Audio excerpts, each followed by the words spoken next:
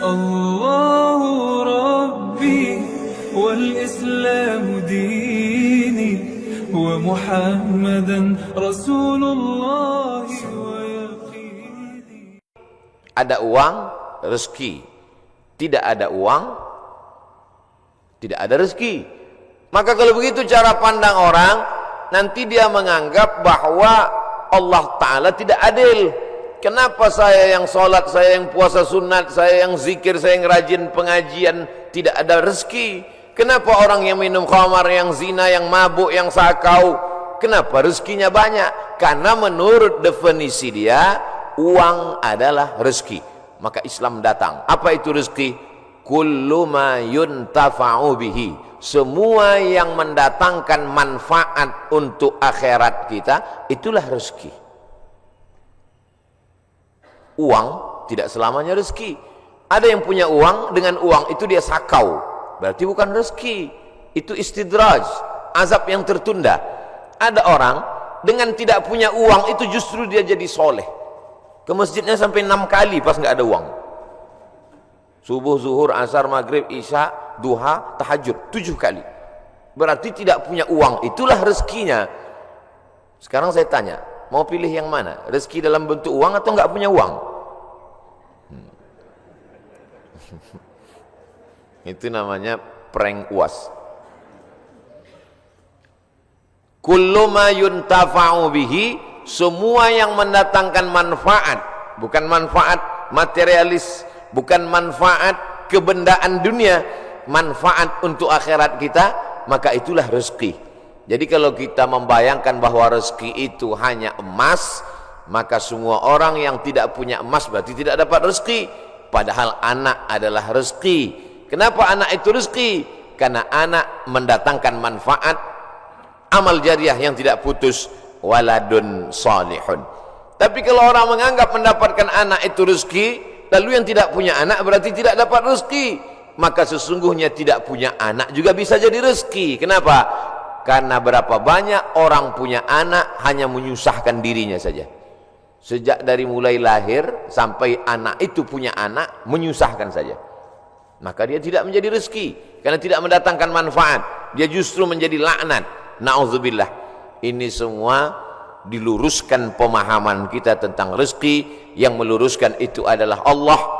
Dikirimnya Nabi yang dia pilih, Nabi Muhammad SAW, supaya kita faham, jangan sampai salah. Kalau sudah salah faham, akhirnya salah ngomong, salah cara berpikir, salah pandang, salah bicara, salah berbuat. Yang paling mengerikan adalah salah sangka kepada Allah Subhanahu wa ta'ala. Banyak orang sudah hijrah tapi pemahamannya tidak betul, akhirnya dia suuzzon kepada Allah. Saya sudah hijrah dari riba kepada syariah, hijrah dari perbuatan maksiat kepada taat, hijrah dari luar masjid ke dalam masjid. Tapi kenapa Allah tidak merubah rezeki saya? Mengapa Allah tidak memperbaiki rezeki saya? Itu bukan ungkapan Abdul Somad, itu ungkapan jamaah yang curhat melalui komen-komen, melalui pertanyaan di kertas. Biasanya jamaah di tulisan lebih berani daripada langsung. Saya baca tuh di komen-komen itu. Kenapa Allah tidak mengubah rezeki saya? Allah sudah merubah rezekimu, tapi cara pandangmu tentang rezeki itulah yang belum berubah. Kalau kita sudah merubah cara pandang kita, maka insya Allah segala yang kita terima itu adalah rezeki. Makanya orang-orang soleh itu ketika tampaknya dia nampaknya secara kasat mata, secara zahir kita lihat dia sepertinya kena musibah. Tapi justru ketika menerima itu dia berkata, Alhamdulillah. Kenapa? Sakit dia, dengan sakit itu keluar dari mulutnya, Alhamdulillah. Kok begitu Ustaz? Kenapa begitu Tuan Guru? Mengapa begitu Kiai? Kamu kan bukan sedang dapat mobil, bukan dapat duit, bukan dapat uang. Kenapa kamu bersyukur Alhamdulillah? Yuntafa'u bih. Karena dengan itu saya bisa berhenti sejenak mensyukuri sehat. Tapi biasanya orang kalau sedang sakit, hadis ini hilang, ayat ini hilang, ceramah ini hilang. Bahkan bukan yang mendengar subuh ini, yang ceramah pun hilang isi ceramahnya. Karena ceramah itu bisa hilang, itulah maka direkam dengan 3 kamera subuh ini. Ini rekaman ceramah ini bukan untuk jamaah, ini untuk yang ceramah. Supaya kalau nanti datang sesuatu yang tidak menyenangkan bagimu, hai Abdul Somad, kau supaya ingat bahwa itu pun sebenarnya rezeki. Kenapa? Yuntafa'u bih. Jadi keywordnya, kata kuncinya adalah bermanfaat dia atau tidak. Bukan pada bendanya, bukan pada materinya, tapi pada non materinya, immaterinya, bermanfaat atau tidak. Air minum yang ada di depan saya ini tidak selamanya menjadi rezeki kalau dia tidak bermanfaat. Tapi bagaimana kita tahu dia bermanfaat atau tidak kalau tidak kita minum? Itu kan alasan Ustaz karena mau minum aja. Saudara yang dimuliakan Allah Subhanahu wa taala, ada yang menyebabkan manusia ini menjadi tidak bersyukur, di antaranya adalah karena dia tidak melihat sesuatu itu dari hakikatnya, hak kebenarannya. Mengapa dia mesti ada? Kalau dia lihat itu pada hakikatnya, maka dia akan bersyukur kepada Allah Subhanahu wa taala. Musuh-musuh itu, haters, buzzer, itu pun juga adalah rezeki. Itu cara mengobati hati yang terlalu sakit kalau dibully orang. Kenapa? Karena dengan adanya dia, manusia menjadi sadar. Orang-orang yang terhormat dimuliakan. Saya begitu turun tadi disambut, dimuliakan, diiringi sampai kemari diberikan. Di mana-mana saya sholat sajadahnya satu. Di Masjid Sunda Kelapa berapa tadi sajadah? Uas. Dihormati, dimuliakan. Itu kalau sering-sering begitu bisa jadi takjub, bisa jadi ujub. Tapi begitu kita diejek, dicaci maki, dibully oleh haters, oleh buzzer, yuntafa'u bihi, bermanfaat. Ini namanya rezeki dalam bentuk haters. Tidak selamanya rezeki itu dalam bentuk lovers. Jadi nanti buat judul kajian khusus untuk generasi milenial, rezeki between haters and lovers. Anak-anak muda itu judulnya, walaupun isinya itu juga. Cuman anak muda itu suka casingnya yang wow gitu, yang luar biasa. Nah, yang pertama pembahasannya adalah mesti paham secara istilah, secara bahasa, apa itu rezeki. Saya tidak terlalu formal, lughatan wastilahan, etimologi, terminologi dan lain sebagainya, karena kajian subuh itu memang adalah kajian-kajian yang luar biasa karena godaan setan. Tapi kalau ada jamaah yang tertidur, kita tidak juga bisa salahkan karena dia sedang dapat rezeki. Karena tidur itu juga rezeki. Karena kata kuncinya adalah ma yuntafa'u bihi, bermanfaat, maka tidur juga mendatangkan manfaat. Ini jawaban untuk jamaah yang suka tertidur kalau melihat wajah ustaz. Dia kena penyakit insomnia, tidak bisa tidur. Bolak-balik makan obat, tidak bisa tidur. Tapi begitu khotib naik mimbar langsung tertidur. Itu juga merupakan manfaat. Kenapa? Karena dengan tidur itulah kita. Saya terus terang menahan makan bisa, menahan minum bisa. Tapi kalau tidak tidur, makanya saya selalu minta istirahat. Kalau saya ceramah di perjalanan panjang, tolong siapkan panitia agak sejam saya tidur dulu. Karena kalau tidak tidur nanti takut salah ngomong, salah bicara, salah pandang. Yang terhormat Bapak RT, padahal dia lurah, tentu dia tersinggung. Karena salah pandang. Saudaraku yang dimuliakan Allah Subhanahu wa taala, pembahasan pertama adalah bagaimana kita mengerti hakikat sesuatu. Lalu kemudian yang kedua, barulah kita masuk bagaimana Allah taala menjamin rezeki. A'udzubillahi minasyaitonir rajim. Wa ma min dabbatin fil ardi illa 'ala Allahi rizquha. Semua yang melata di atas muka bumi Allah ini dijamin rezekinya. Semua yang melata, semua yang bergerak. Setelah diteliti oleh para ulama, dabbah artinya binatang. Selalu diterjemahkan dabbah, dabbatul ardi. Binatang yang berjalan di atas muka bumi ini dijamin Allah Ta'ala rezekinya. Kenapa disebutkan binatang? Kenapa tidak disebut wama min insanin, wama min nasin? Tidak ada manusia yang tidak dijamin rezekinya. Digunakan kata yang paling rendah, paling hina, paling kotor, binatang. Kalau binatang saja dijamin rezekinya, apalagi yang mulia. Karamna bani Adam ala katsirin minal khalqi wa faddalnahum tafdila. di antara semua makhluk ini manusia yang paling mulia.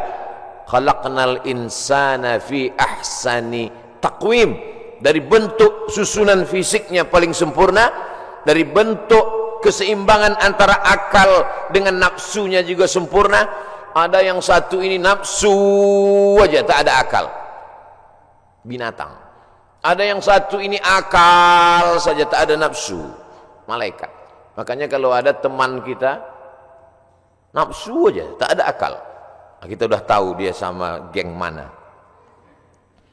Maka paling sempurna bentuknya, keseimbangannya manusia.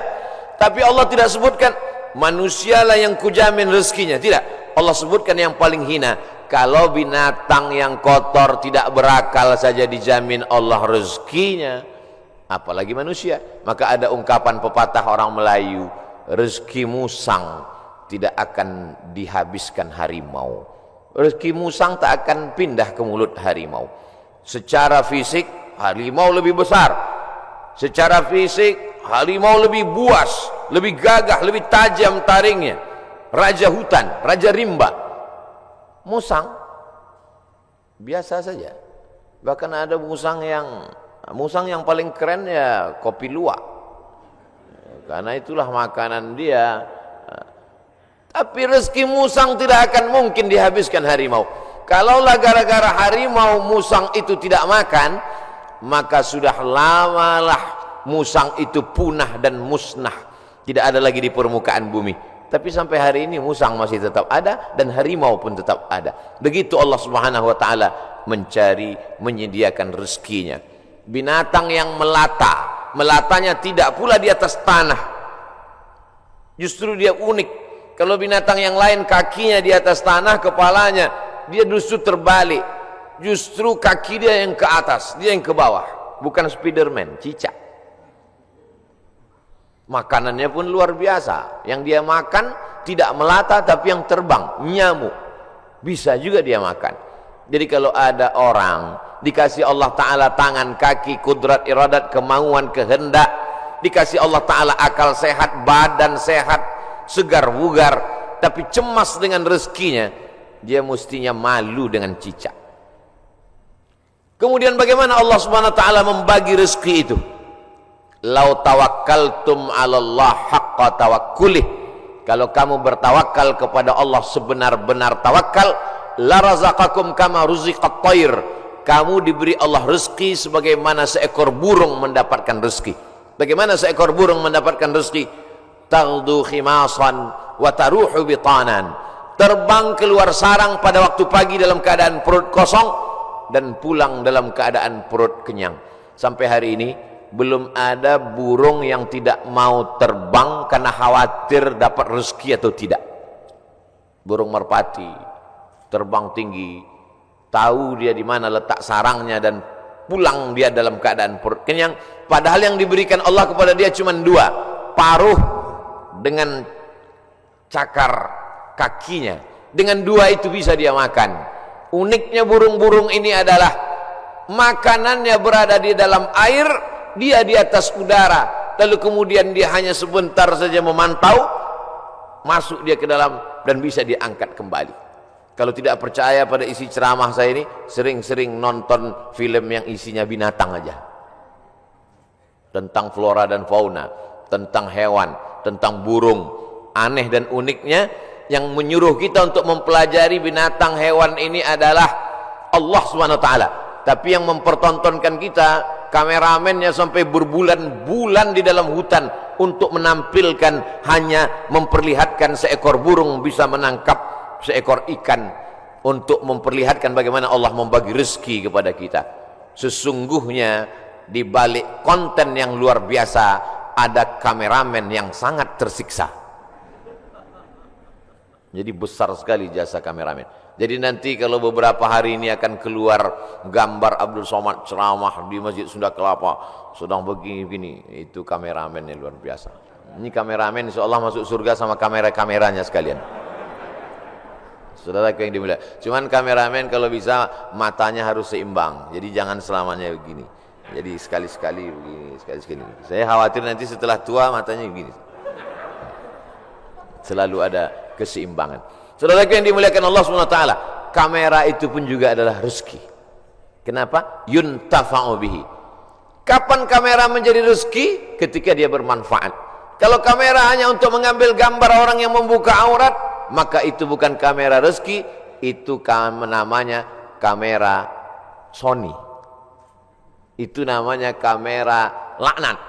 Itu namanya kamera yang mendatangkan, bukan pada mereknya, bukan pada kameramennya, tapi apakah dia mendatangkan manfaat atau tidak. Begitu Allah SWT memberikan rezeki. Suatu ketika ada salah seorang dari wali-wali Allah, setelah mendengar ceramah Ustadz, bagaimana perjalanan Ustadz berdakwah, bagaimana perjuangan Ustadz, saya menganggap Ustadz salah seorang dari wali-wali Allah. Kata jamaah, mendengar itu saya, ente kok tahu? Saya ini wali murid. Kaedah kewalian, la ya'riful wali illal wali. Yang tahu bahwa itu wali adalah wali juga. Jadi kalau ada orang mengatakan, menurut saya Kiai Anu itu wali, berarti dia wali. Lalu siapa yang tahu bahwa dia wali? Kamu mengatakan Kiai itu wali? Iya. Terus yang ngangkat kamu jadi wali siapa? Saya sendiri, kata dia. Ini namanya buceri, bule ngecat rambut sendiri. Karena dia klaim saja. Ada seorang wali Allah. Seorang wali Allah ini berjalan. Dalam perjalanan panjangnya dia melihat ada seorang wali Allah juga yang duduk di gurun pasir hanya berzikir. Lalu wali yang berjalan bertanya kepada wali yang duduk, kamu kenapa duduk dari tadi tidak cari rezeki? Kata wali yang duduk, apa kau tidak tahu firman Allah, wa ma min dabbatin fil ardi illa 'ala Allahi rizquha. Semua makhluk yang melata di atas muka bumi Allah, rezekinya sudah dijamin Allah. Percaya kau pada ayat ini? Percaya, aku wali Allah. Kalau percaya kepada ayat bahwa rezeki dijamin Allah, untuk apa lagi kita cari rezeki? Kalau kau tidak percaya bahwa rezeki dijamin Allah, lihatlah di atas pohon kurma itu ada seekor burung. Sejak telurnya menetas, sayapnya patah, dia tidak bisa terbang, tapi dia tetap menjadi burung yang besar di atas pohon kurma. Kenapa? Kita lihat nanti. Tak lama terlihat datang burung lain membawakan makanan. Datang burung membawakan cacing, datang burung membawakan ikan. Naik ke atas pohon kurma yang di atasnya ada seekor burung yang patah sayap. Begitulah kalau Allah berkehendak, rezekinya dijamin Allah, dia tidak perlu terbang. Datang burung lain membawakan. Burung yang datang ini bukan ojek online. Burung lain datang membawakan tanpa perintah manusia. Allah memerintahkan hatinya. Oh, begitu. Iya. Lalu apa kata wali Allah yang berdiri kepada wali Allah yang duduk? Kenapa kau tidak amalkan sunnah al-yadul ulya khairum minal yadis sufla? Kenapa engkau tidak memilih menjadi burung yang mendatangkan cacing dan ikan? Kenapa justru memilih menjadi burung yang duduk menunggu makanan datang? Mendengar itu wali Allah yang duduk itu tegak berdiri dan dia mengatakan, kalau begitu aku lebih memilih ingin menjadi burung yang membawakan makanan, karena mengikut sunnah Rasulullah SAW. Al-yadul ulya khairum minal yadis sufla. Tangan di atas yang memberi lebih mulia daripada yang menerima. Artinya apa? Dengan rezeki, mencari rezeki, punya rezeki bermanfaat, maka orang itu lebih tinggi derajatnya daripada beriman, yakin, tapi hanya menanti menunggu. Makanya dalam Islam diajarkan al-mu'minul qawiyyu, seorang mukmin yang kuat. Kuat fisiknya, kuat otaknya, kuat ilmunya, kuat finansialnya, kuat duitnya. Khairun, dia lebih baik di hadapan Allah. Wa ahabbu ilallah, lebih dicintai Allah. Minal mu'minid dha'if, daripada mukmin yang lemah. Wali Allah kalau menerima hadis mudah dia menerima. Ini contohnya. Wali Allah begitu menerima hadis langsung dia terima. Dia langsung tegak berdiri. Jadi kalau ada hari ini orang yang diyakini sebagai wali Allah tapi bertentangan dengan sunnah-sunnah Rasulullah, maka sesungguhnya bukan wali Allah. Jadi wali apa? Wali setan. Suatu ketika ada seorang wali Allah membawa murid-muridnya untuk menemui seseorang yang dikatakan wali Allah. Diceritakan dalam kitab Ar-Risalah Al-Qushairiyah, Imam Abul Qasim Al-Qushairi. Murid-murid, kita mau ketemu dengan seorang wali Allah. Di mana Tuan Guru? Di masjid. Dia tidak pernah keluar masjid, dia dalam masjid. Ya, sampai di dalam masjid bertemu dengan wali Allah, bersalaman. Tiba-tiba orang yang dikatakan wali Allah itu, maaf, meludah dalam masjid. Lalu kemudian saat itu juga sang guru berkata, mari kita tinggalkan orang ini bukan wali Allah. Kenapa Tuan Guru? Dia banyak karamahnya, dia mulia. Karena dia meludah dalam masjid. Perbuatannya bertentangan dengan syariat, bertentangan dengan sunnah Rasulullah SAW. Karena bumi yang paling mulia adalah masjid, meludah dalam masjid adalah menghinakan masjid, maka perbuatannya sudah menjatuhkan kedudukan dirinya di hadapan Allah karena bertentangan dengan sunnah Rasulullah SAW. Jadi mudah saja standar hidup ini, ikuti saja sesuai dengan ketentuan yang dibawa oleh syariat Nabi Muhammad SAW, termasuk dalam hal mencari rezeki ini. Kalau dia ikuti sunnah Rasulullah dengan cara yang halal, maka itu berarti dia adalah termasuk umat Muhammad SAW. Dia kaya Pak Ustadz, mobilnya mewah, mahal, rumahnya megah, hebat, tapi tidak pernah keluar rumah cari rezeki. Jangan-jangan punya babi ngepet, jangan-jangan tuyulnya 3 kontainer. Nahnu nahkumu bizawahir, kita menghukum orang itu dengan melihat zahirnya. Yang tahu batinnya hanya Allah Subhanahu wa taala. Wallahu yatawallas sarair. Ini pembahasan tentang rezeki. Lalu kemudian hubungannya dengan pandemi. Pandemi artinya wabah penyakit yang menyerang serentak pada satu masa di beberapa negeri. Itu arti pandemi menurut Kamus Besar Bahasa Indonesia. Jangan pandemi kata orang, pandemi juga kata kita. Pas ditanya orang apa itu pandemi, ya masih sejenis demi-demi juga lah. Bahasa Arabnya wabah. Maka doa ulama, Allahumma dafa'anal wabah, angkatlah wabah. Bahasa Arabnya wabah, sampai ke Indonesia ujungnya hamzah berubah jadi ha, wabah.